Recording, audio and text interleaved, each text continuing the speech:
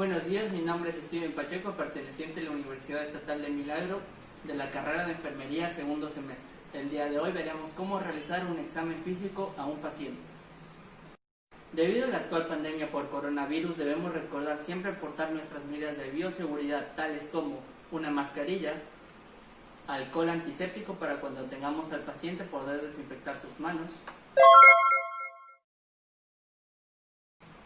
un mandil y nuestro uniforme del lugar donde estemos laborando. Otro punto importante a recordar es tratar al paciente con cordialidad, amabilidad y sobre todo tener mucha paciencia.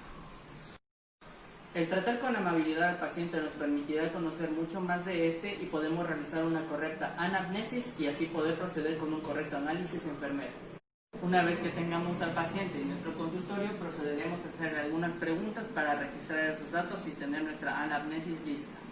Recordemos las medidas de bioseguridad. Ambos debemos portar mascarilla y desinfectar nuestras manos con alcohol. Por favor, sus manos, señorita.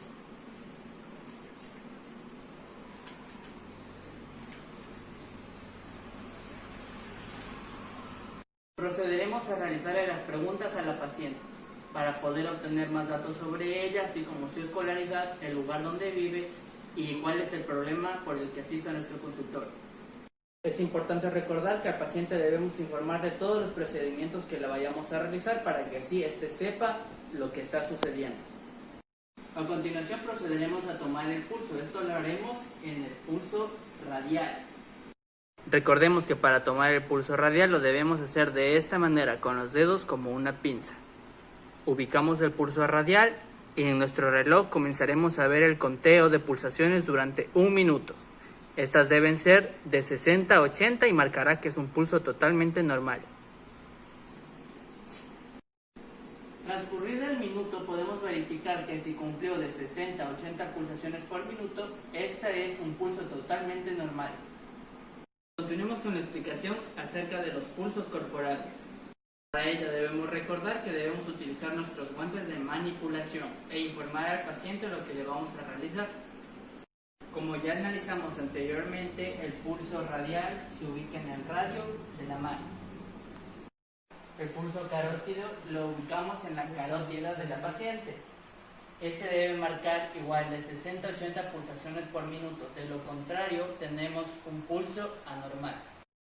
El pulso axilar se ubica debajo de la axila e igual que los demás debe marcar de 60 a 80 pulsaciones por minuto. Continuamos con el pulso pedial ubicado en el dorso del pie, el pulso femoral ubicado cerca del fémur. Continuaremos con la auscultación cardíaca y pulmonar. Para ello veremos si el paciente puede sentarse por sus propios medios o si lo tenemos que ayudar. Entonces le diremos al paciente que por favor se siente al filo de su cama para poder comenzar a auscultar. Por favor, señorita, tenga la bondad de sentarse en el filo de su cama. Muchas gracias. Para comenzar con la auscultación utilizaremos el estetoscopio. Recordemos que las olivas deben estar hacia el frente para poder escuchar bien los sonidos internos. Para comenzar con la auscultación informaremos al paciente lo que vamos a hacer. Señorita, voy a proceder a realizarle la auscultación cardíaca. Por favor, no se mueva.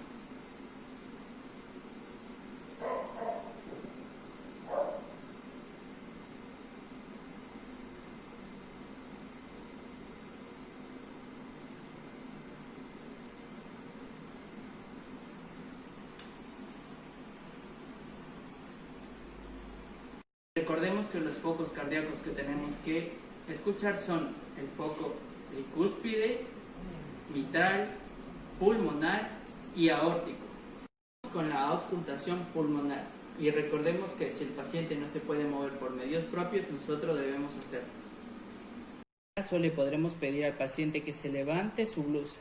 Si éste no quiere o no puede, no se lo obligará a hacer.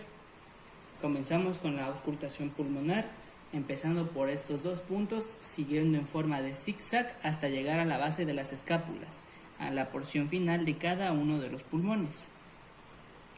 Por favor, inhale, exhale, inhale, exhale, inhale, exhale, Inhale, exhale. Inhale, exhale. Inhale, exhale. La auscultación pulmonar nos permitirá revisar si hay alguna anomalía dentro de la respiración, la amplitud y la frecuencia respiratoria. Para finalizar, le agradeceremos al paciente por su colaboración. Muchas gracias por haber colaborado con este análisis.